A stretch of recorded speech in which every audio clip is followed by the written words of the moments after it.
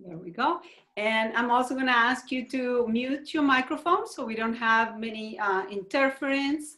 And we're going to have an opportunity at the end to ask questions or to chat a little bit. So you can ask me. And also, you know, if some questions come up on the go, you can type them in the chat. And I'm going to look at the chat when we have our question and answers. So you can type them in there so you don't forget or take notes. And then we chat at the end of the presentation.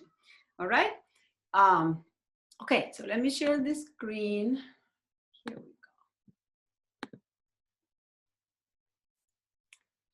go. Okay, perfect.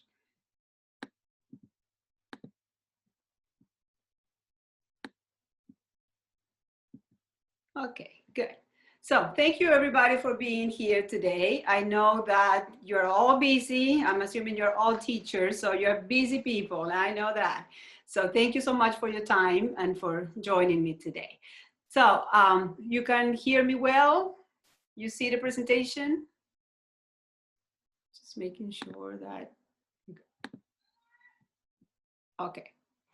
So today we're going to talk about project-based language learning. But first, let me tell you a little bit about myself. My name is Andrea Olatunji, as I said. I'm originally from Uruguay, but right now I am in New Orleans. I live in New Orleans, Louisiana.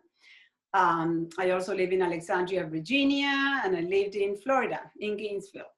So I've been around on the East Coast, and now I'm here in Louisiana. I'm a mom of a 5-year-old. As I was telling some of you today earlier, he's been learning virtually at home, which if you have kids, you know, it's a little bit of a challenge to be working and having virtual classes with a little one at home. And he started in-person classes like 2 weeks ago. So I'm kind of like anxious and happy at the same time, but it's good. He's enjoying it. He comes happy. So all good.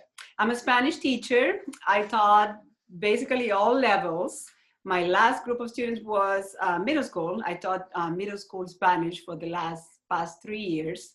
This year, I'm taking a year off. I'm working on my books, which I'm going to tell you a little bit in a minute. But I taught middle school, I taught kindergarten, everybody, elementary, high school, adults. I also coordinated the world language department at an independent school in Virginia. That was JK-12, and I coordinated 3 languages. It was Spanish, French, Mandarin, and Latin, 4 languages.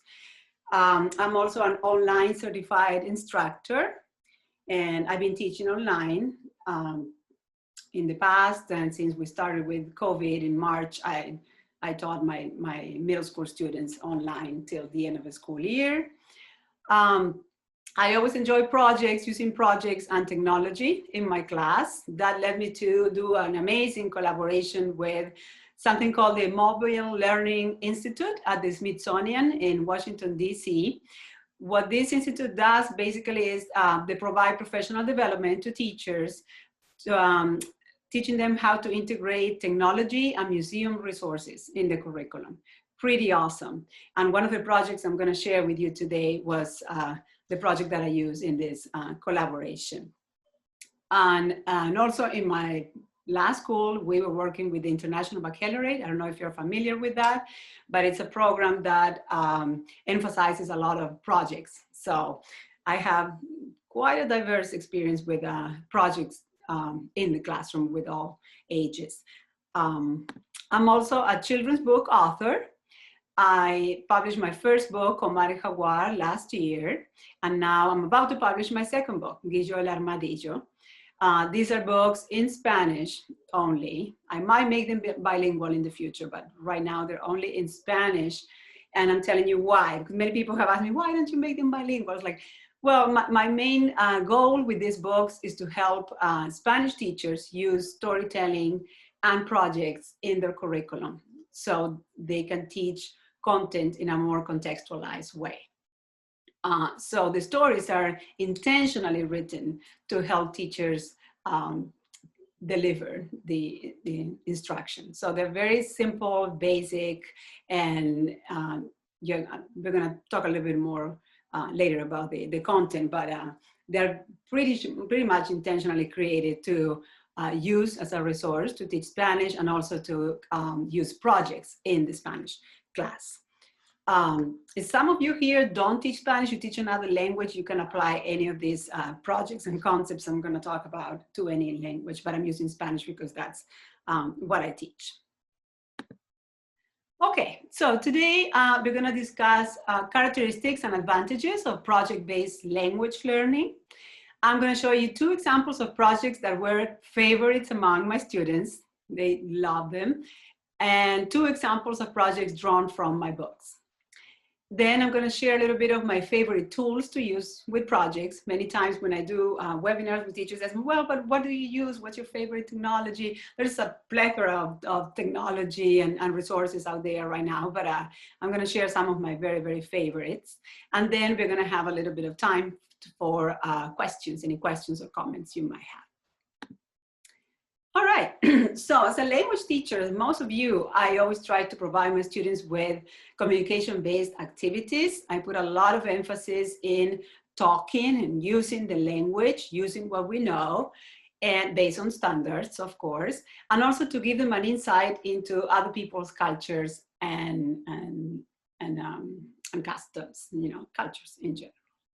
So, what I do is like, well, in order to do that, I need to provide them with authentic assessments that can measure their target language proficiencies, that can provide them with engaging opportunities, opportunities to collaborate with each other, opportunities to use critical thinking, to manage time and resources, opportunities to develop a little bit of a global mindset, and to use all this amazing technology that we have nowadays available.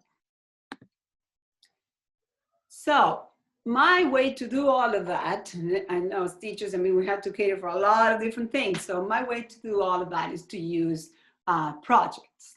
So why is that? Projects provide real life communication. I like the idea of providing the students with a prop that they can use and they can recreate, if not actually create, real life communication. It provides a context for the content that we teach. It provides them sometimes with interactions with real people. Nowadays, you know, technology, again, is amazing, and it allows us to video chat, invite guest speakers, and connect with real people in real time across the globe and for real purposes. I based all my projects and activities on ACTFL, 5 C's. If you're language teachers, you're probably familiar with this, with the 5 C's and national standards.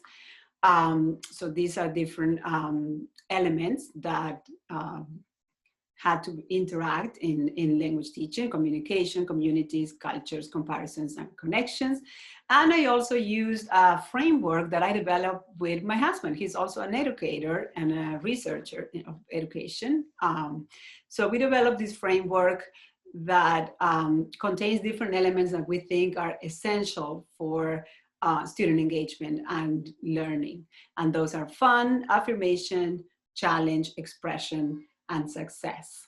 And you can learn more about this at Align Education LLC. You can learn more about this framework. Today, for the sake of time, I'm not going to have time to go in deep in this framework, but we have found that they're really effective in providing activities that are meaningful to children. So what are characteristics that projects should have? In my opinion, there should always be a guiding prompt.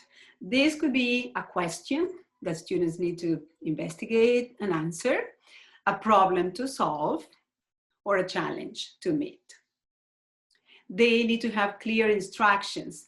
This seems pretty obvious, but sometimes as a teachers, it happens we write our instructions, we put them out there, and we don't really read them carefully, or we don't have another person to look at them, or hopefully another child if you have a young person to read and see if they can understand.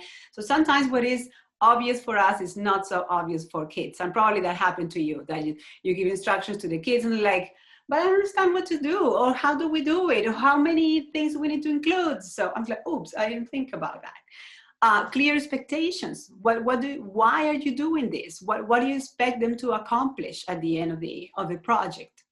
Opportunities to rehearse. This is something that when I was working as a chair of the department, I did my favorite thing, that was go visit other teachers and visit classes. And this is something that usually doesn't happen. I don't know why when we do projects. Why do we need to just give them the project and just give them this one opportunity for presenting and that's it? Do it or not, like just this one opportunity. Why not giving them a chance to rehearse? You might say, well, we don't have time. Yeah, that's probably the most common challenge. But I think that we can find ways, and I'm going to give you a few ideas in a minute, but we can find ways to provide the students this first step that is safe when they're not being graded, and they can practice what they have created and they have put it out there and get feedback. Also, opportunities to collaborate. Most of us might agree that if we're doing a project, it's way more fun to do it in groups or small groups than to do it individually. If you can use the opportunity to let the kids collaborate, that's always more fun and more effective. And opportunities to reflect. That also gets neglected sometimes, but it's very important for the kids and for you as a teacher to, get feedback from the kids and, make changes or improve the project in the future. Okay, so here we go. I'm going to show you these 4 examples. The first one is called Proyecto Sabor. This is the project that I was talking about at the beginning that I did in collaboration with the Smithsonian. When I was teaching in Virginia, I had the fantastic opportunity of having the National Mall right there. We would take the metro and go visit museums. They had galleries, they have exhibitions all the time. I was like in heaven. And one time they did this exhibition called Proyecto Sabor. And it was online for a while. Now I think it's archived. It's not online anymore. But if you visit Smithsonian, they usually have amazing resources, some of them in Spanish, some special resources for teachers. So this project was Proyecto Sabor. I did it with my high school students. Most of them were juniors and seniors. So first, the challenge. What was the challenge in this project? This is more or less how I put it out for them. Your mission. I put it in the form of a mission because I thought it was more fun to send them out there with the idea of like they had to work on this mission. So it's that your mission is to find evidence that shows how music has helped Hispanic immigrants integrate their own culture with the culture of the United States. This happened right at the beginning of the year. We were right now, celebrating Hispanic Heritage Month. The exhibition was happening. I thought, okay, this is a great opportunity to create a project that allows the kids to actually do something in real time. Go visit, take pictures, explore. So that was the mission. Instructions and expectations. When we develop this, we need to think carefully, like how many, how long, like how many, if you're, in this case, for example, in the Proyecto Sabor, okay, how many pieces of evidence do they need to find? Or how long does the presentation have to be?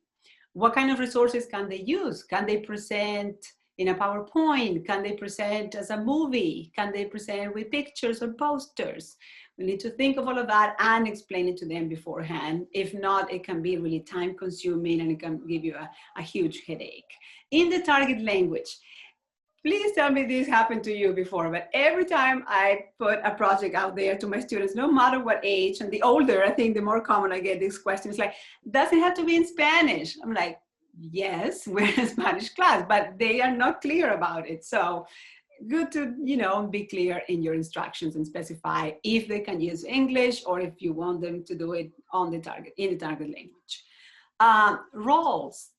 I like to let the students decide on this, assign roles. I always tell them, you don't have to be all the presenters, or you don't have to be all the ones who research online. Just talk to your group and decide who is good at what and who's going to be doing what. Sometimes I do require that they all talk when they present, because that's, how I also evaluate their speech, their speaking skills. rubric. This is another aspect that I like to involve my students in it, especially older students, middle school, high school. Ask them to develop the rubric. What do you think should be in that rubric? How do you think we should evaluate you? And that really makes it more interesting for them, and they are more involved. So if they develop the rubric, they will probably know better what they need to do. And then, well, how to present, as I said before, different formats and, you know, different resources that they can use. So these were some cards that I made and laminated and gave them to students during this Proyecto Sabor, so they could decide what roles they wanted to take. So I gave them some ideas, like we were going to visit this exhibition, so one could be the news person, the journalist, so they can interview people, visitors in the gallery. Another one could be the director, the person who puts all the project together. Another one could be the artist, the one who does the pictures, formatting, the painting, the drawing, the one who is the investigator, researching, finding information, the one who's filming. And then I made one card that says, tú decides. So, ¿quieres un rol diferente? Elige uno y compártelo. So maybe they could come up with another role that I didn't think about. So I gave them the chance to decide. So that provided them a way to get more organized, know who was going to do what, and also to give everybody in the group a voice. Because something that I always notice when my students work in project is like there's one or two who do the whole thing and then the others take a nap.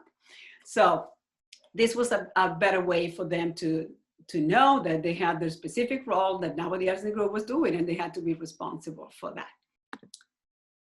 Okay, so here are some pictures of the students in the gallery, in the exhibition. They were taking pictures, taking notes, finding evidence, and they were also interviewing people. And then in the classroom, I gave them an opportunity to see each other's videos. We were using iPods and video cameras.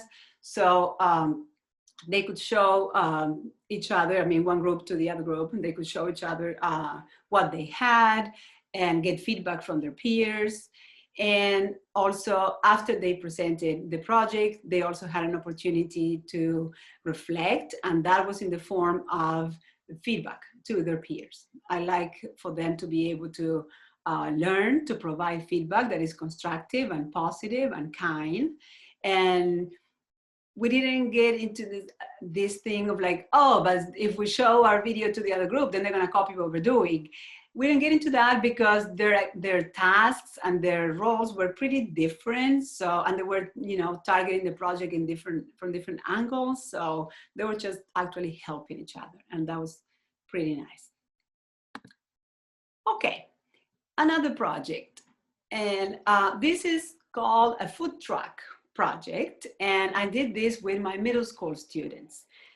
I have to say this has been one of the most exciting projects I've ever done. I was coming into my classroom at 7:30, and I had groups of students in the classroom with cardboard and glue preparing those food trucks.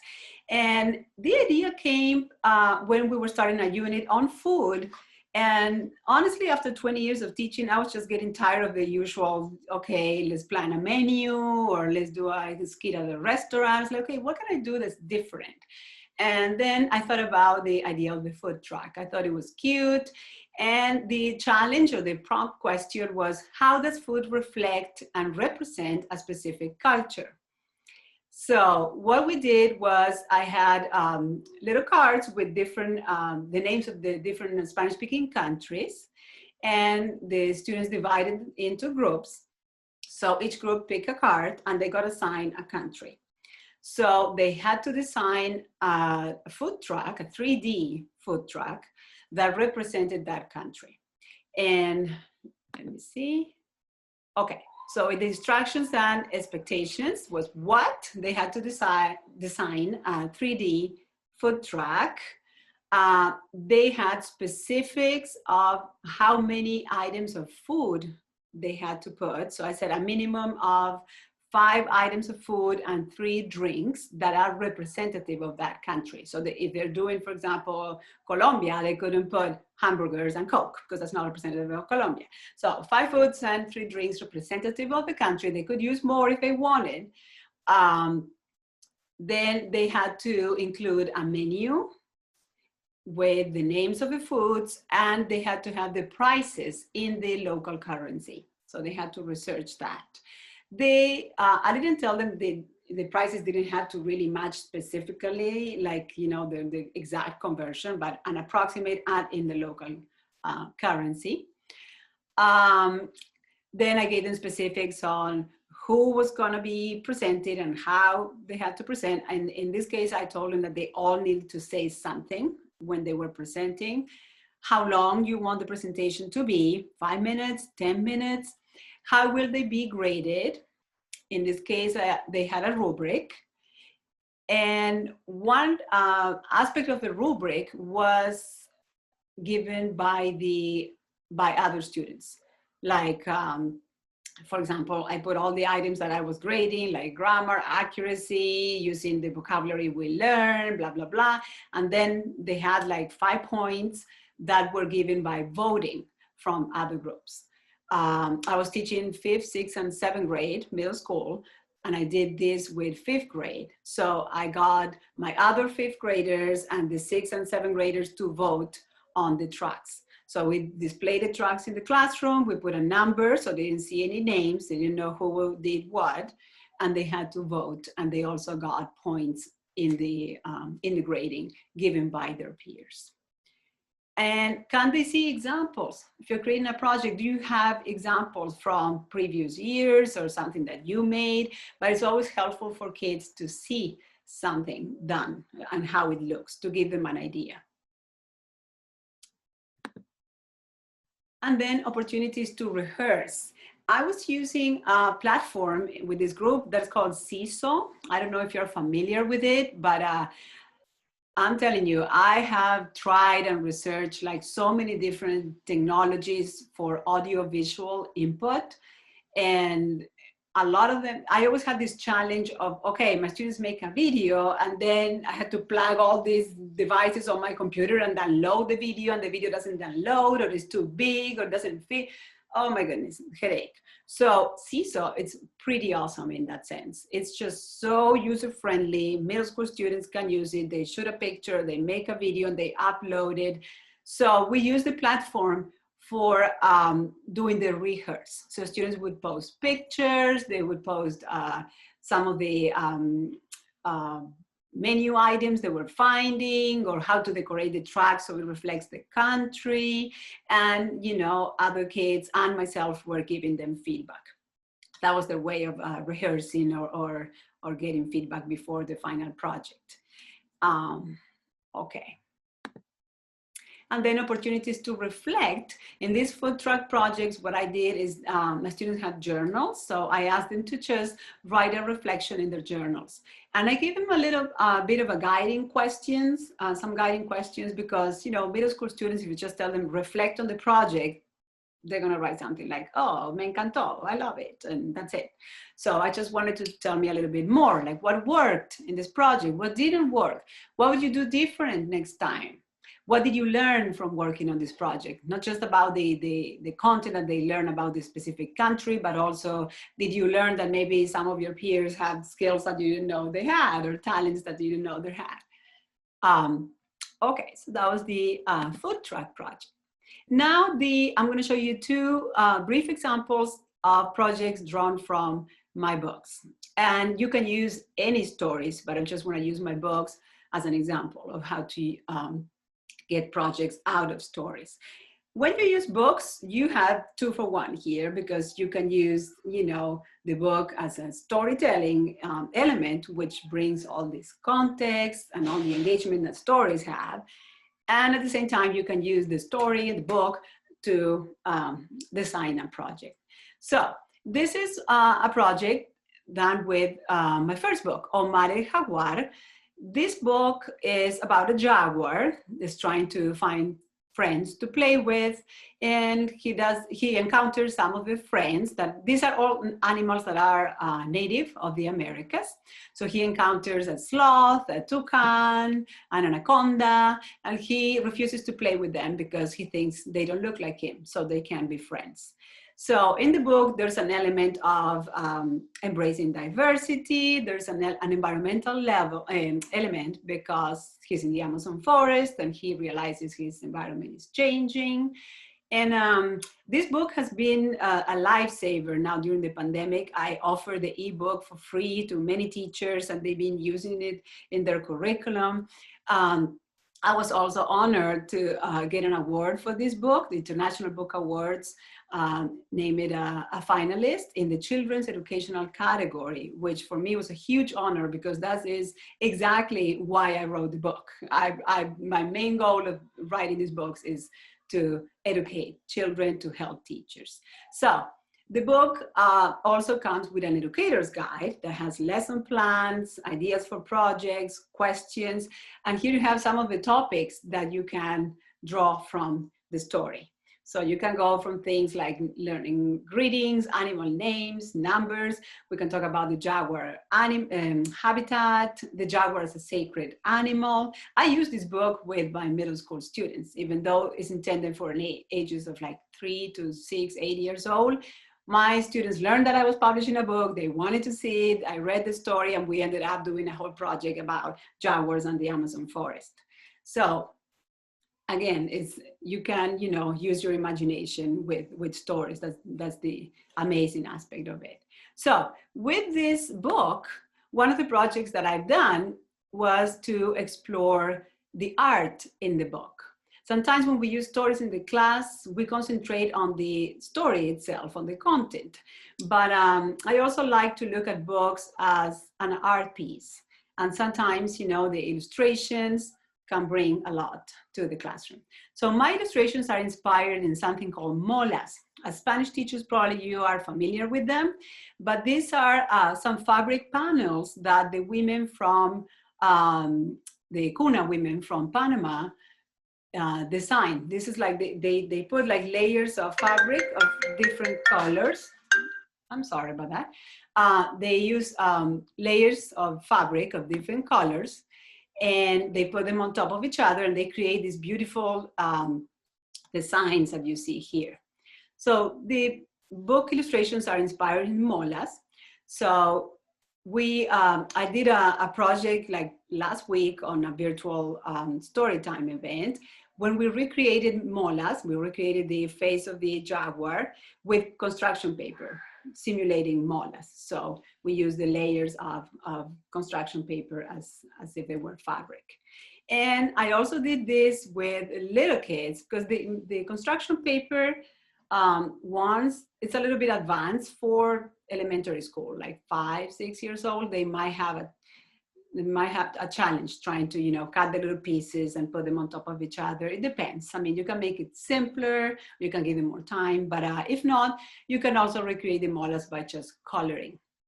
But that was a nice activity we could use from the storages. And you can also research molas, explain what they are, just go deep into Panama or study the country of Panama and go on. Okay, the other example is with my second book. This book is going to be available in November. It's in production right now, but it's called Guillo el Armadillo.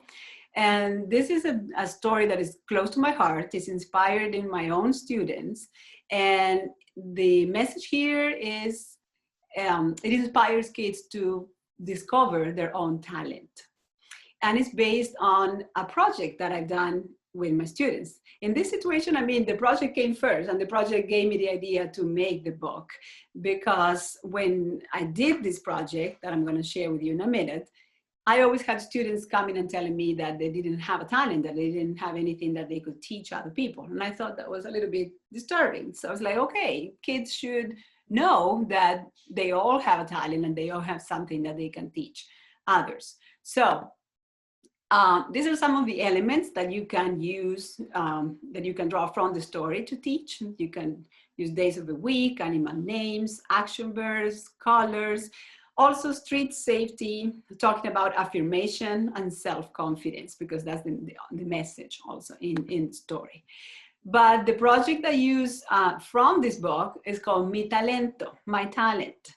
And here this is a fun project. I really enjoyed seeing my students shine in here. The project encourages children to teach me and their peers something that they know how to do well. So it's amazing just to see the variety of stuff that kids can, bring to the classroom. So I had kids like coming and teaching us about making the Rubik Cube, making paper planes, fixing computers, cooking, playing an instrument, you name it. But again, always I had like one or two who were like freaking out. And I was like, okay, I don't know what to do. I don't have a talent. So then we had to work, more like closely with them one-on-one and guide them into discovering their talents. And it's just really empowering and amazing to see them shine. Then when they're presenting and the pride that they have, that they actually have something that the rest of us have no clue how to do. So part of the project, they need to have visuals and props. So they can dress up, they can bring stuff and cook. And the project also has to be explained step by step. So this is a fun project. Again, if you're doing it with little kids, it can be more like a show and tell. If you're doing it with older kids, it's great for practicing commands. Like I use it for practicing commands in Spanish, and it was like a breeze. It was fun. And, we just got rid of all the, oh my God, commands. So it's perfect because they had to explain the process. You can also teach action verbs, sequence, up to your imagination. But this was a really, really fun project to use with the story. So these books are part of a series. Right now I'm working on the second book, and each book comes with an educator's guide. So if you're interested in getting these books, right now I'm doing a Kickstarter campaign. This is a crowdfunding campaign because I'm trying to get funds to print my second book. It's really costly to print books in the United States.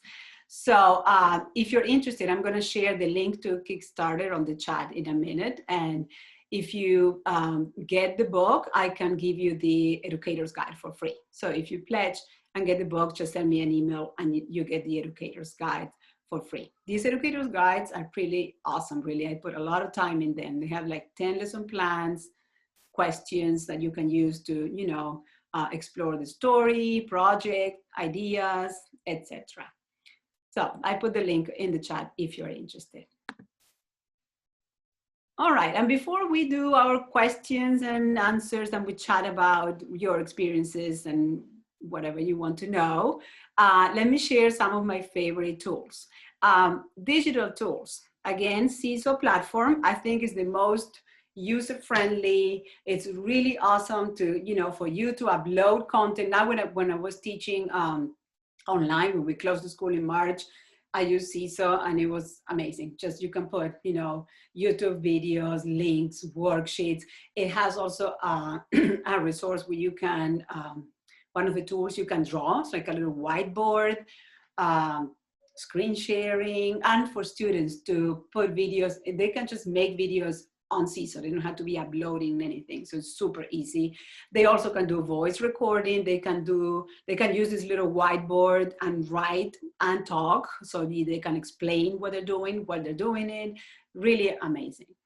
Storybird. Just Google it, storybird.com. This is an amazing resource. Many artists and illustrators put their pictures there for people to use, and you can use their images to create books and create stories. And if you want, you can even print them and get them printed.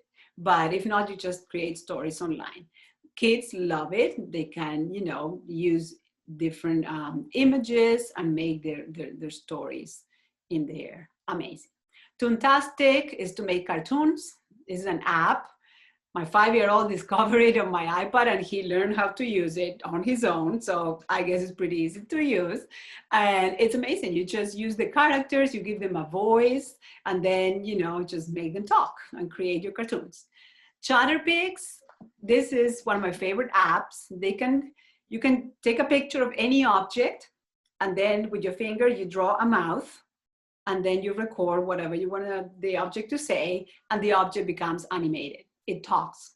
So it's super cute. I use it in my class when we learn classroom objects, and they had to, you know, take a picture of a pen and say, okay, soy un bolígrafo, me gusta escribir, soy rojo, azul y negro, blah, blah, blah. It's super cute, and kids have a ball just doing it. Virtual exhibitions and museums. If you're teaching online right now, oh my goodness, there are amazing things out there that you can use and have a virtual field trip. Frida Kahlo's house in Mexico, the Monterrey Aquarium. There are a gazillion resources out there, but think about that. Smithsonian, I think, has some too.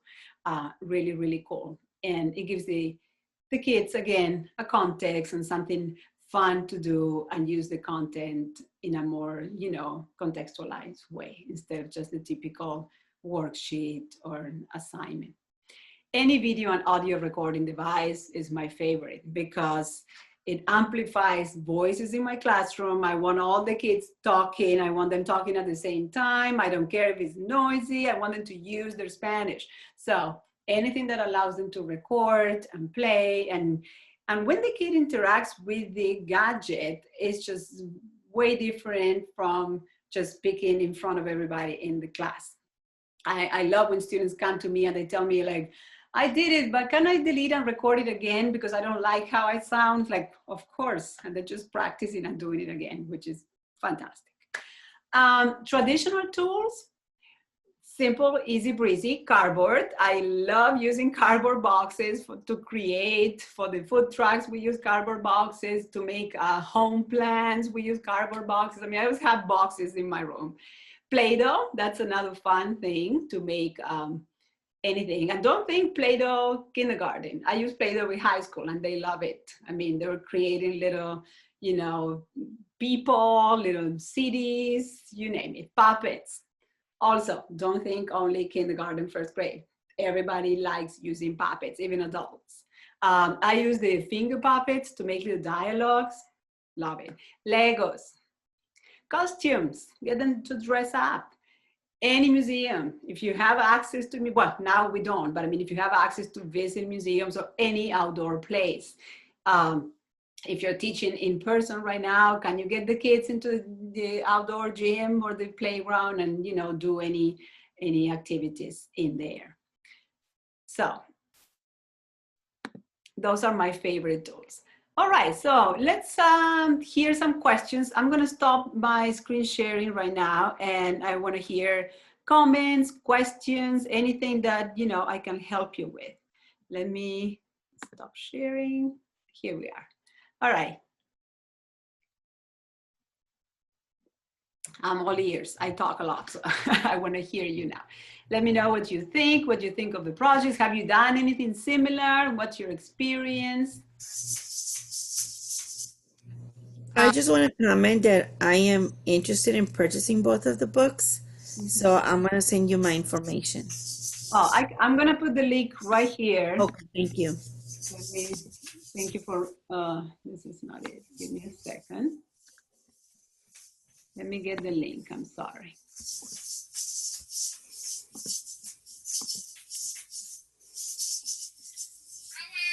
Okay, so let me put the link here in the chat. This is a Kickstarter. It's a crowdfunding platform. And what you're gonna see there, you're gonna see first, there's a video, there's all the story of who I am, how the books came to be, and you also have different rewards. So in the rewards, you can choose whatever you want. And I made rewards like just Omar el Jaguar, or a signed copy, or Omar and Guillo, or you can have also, there's like a distance learning package where you get both books, all digital, all the books, the educator's guide, an author visit. I come say hello to your students and we can do a story time or craft, author consultation. I mean, it's really amazing opportunities there, and they're all prices that are discounted. Usually an author visit is about $200, and now you can get the author plus the book plus the author, the rating guide for like $150. So you see. Anyway, but here is the link. If you're interested, just check, and if you have any questions, you can send me an email. My email, I think you have it, but let me type it here, is andreacuentacuento.com. And again, if you get the books, please send me an email, because I will send you the educator's guide for free and some coloring pages and, freebies that teachers like. I always like freebies, so I know. Okay, any questions, any comments about the projects? I want to hear what you've done, or if you have, any ideas. I really like the food truck project. I think that's going to be something that I could use in my class, and that would be super exciting. During this past semester, during COVID, to practice commands, I had students prepare a dish at home, and they videotaped themselves, and they really enjoyed that. But now we're back. Sorry. What? Now we're back in school. I'm on two devices. Hold on. If we all mute ourselves except for the person talking. Okay, let's see. Am I on this? Okay. Now I'm back. Leave.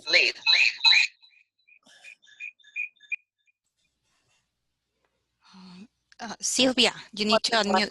Yeah, Sylvia. I'm unmuting now. I had my phone on, and I was hoping to get into this. So, yeah, so the kids really enjoyed doing the home videos of themselves preparing a dish.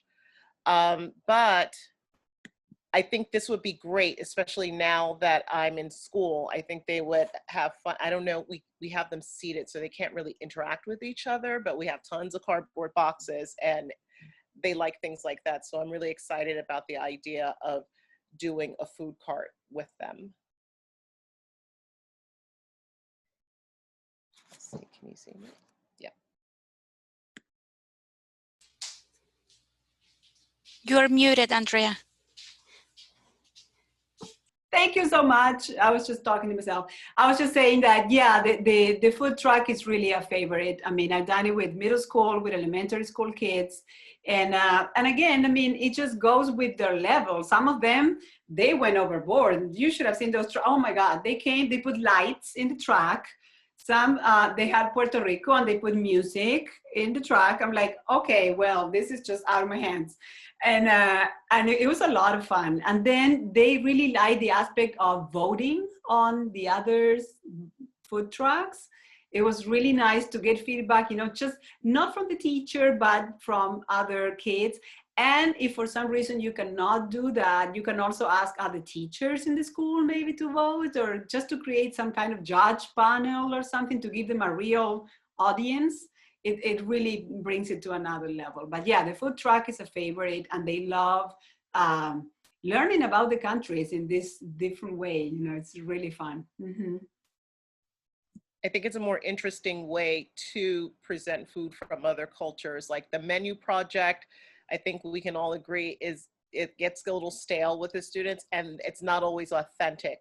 Sometimes the students just go to a restaurant of a country, and then they just literally like copy the menu. Whereas I think this would encourage them to really try to research food, like from the culture, and then make selections about what would be the most, and then you can get into business strategy as well as you talk to them. Mm-hmm. Yeah, so I think it's great. Yeah, and I was thinking, also when doing this project, I didn't have a chance to do it, but it could be really nice, like if you know somebody who has a food truck, and you can like interview the person, or maybe the kids, or take a video. I know now everything is more limited with COVID, but maybe invite the person to be a guest speaker, or something like that. That'd be really cool, like bringing it to real life. Yeah, that would actually be a really good idea. Mm-hmm. Okay, any other questions? Anybody else? You want to share a project that you've done or something? Yeah, I can share. I had the opportunity to observe a teacher named Jason Fritz for a year. And one thing that he always told me, you know, if you are a language teacher, you are an elementary teacher. Uh, and you're right, you know, even if they are middle school, high school, they enjoy a lot of things that you might think that they want. But I have tried the Play-Doh thing, even with my beginners. And, you know, I was like, okay, la clase tiene 10 segundos para, and what they were learning, the structure was hacer. Para hacer un avión. Entonces empiezan con el Play-Doh, empiezan a hacer el avión, and then I pick, okay, fulanito, sutanito, adelante, y lo que tú dijiste, que votan. That is They're perfect. voting. So yeah, and it's very fun, and they are learning That's a at lot the of same fun. time. That's an excellent idea. And also to give them the challenge, like you have 10 minutes to make it. Let's see what you come up with, you know, and throw the Play-Doh there and let them create. That's awesome. Yeah, that's really cool. Yeah. Mm-hmm. And I really also like what you said about that they have the opportunity to rehearse. And you know, and that's so important because they have to make these mistakes. They have to have the opportunity to listen to, you know, to themselves, and okay, and you know, and feel safe. You know, like they feel safe. Okay, it's cool if maybe I mispronounce him, but you know, we are on the same page, and it's okay, and we got this. And I think that's that. And one question I want to ask you is, when they are doing the rehearsal, is during the class, the class time that you have with them? Do you schedule some days for that? Yes, ideally I like to do like you know, sometimes we have done like a rehearsed presentation, you know, and then we give feedback like, oh, it looks nice, but you know, add more pictures, or maybe you can speak more, or blah blah blah. And we just did it like live like that. If my time is more limited, what I've done is just, you know, if you're using some kind of platform like Seesaw, you know, I ask students to post like a preview of their movie, or a preview, or some pictures of what they're building, and then to get me and the other groups to give them feedback. You know, so you can do it in the platform, and then you save some time in the classroom. You understand what I'm saying? Mm-hmm. But yeah, usually to give them the opportunity to rehearse or to show what they're doing, I think it's very valuable. First, because, you know, as you said, it just lowers this anxiety level. Like, okay, it's not just this one moment when I have to do it, and I'm going to be, you know, given this grade by the teacher only. And it's just like, okay, I think it's a lot of anxiety. And as a teacher, I always try to lower that, because I think if my students feel at ease and they feel like they're walking into my room and they can just make mistakes and they can relax, they're going to be, you know, producing better. And it works. So yeah, allow them to make mistakes, allow them to, you know, redo the project. I mean, the main goal for you as a teacher is for them to learn the content and to be able to use what they're learning to speak, right? So why not? Yeah, thank you. And one of the ways you can to help with that is, I agree, having the students participate in the creation of the rubric. Like I always, you know, ask my students, how should I evaluate them? And they're usually pretty accurate when they come up with the topics. And then when they so when they're creating and preparing and rehearsing, they already have a clear sense of what I'm going to look for, what criteria is going to be used, because they participated in creating it. And then when they present, I assess, their peers assess, and they self-assess. And then their final score is an average of their peers' grade.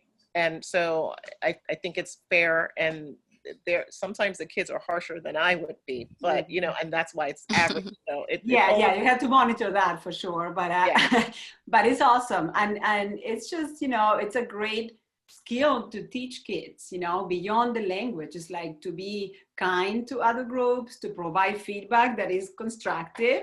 You know, I always tell them, if you come and you tell me like, oh, I love your project, Ms. Olatunji, I'm like, okay, great. And that might enhance my self-esteem, but it's not teaching me anything, you know?